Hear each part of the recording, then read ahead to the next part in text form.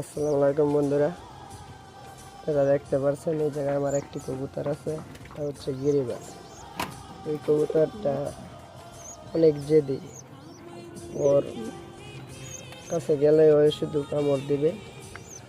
আর সবচেয়ে বড় কথা হলো, এই কবুতরটা যখন ডিমে বসে তখন ওর নিচে আমি 3টা ডিম দিয়েছি। এই যে সামনের কবুতরের বাচ্চাটা দেখতে পাচ্ছেন, এটা হচ্ছে গররা কবুতরের ডিম। তো আপনারা সবাই জানেন আমার কাছে গররা কবুতরও আছে। তো 3টা বাচ্চা আলহামদুলিল্লাহ অনেক সুন্দরভাবে সুস্থ আছে। তো এই পর্যন্তই ভিডিও। যদি ভালো লাগে সবাই একটি লাইক দিয়ে পাশে থাকবেন। ধন্যবাদ সবাই।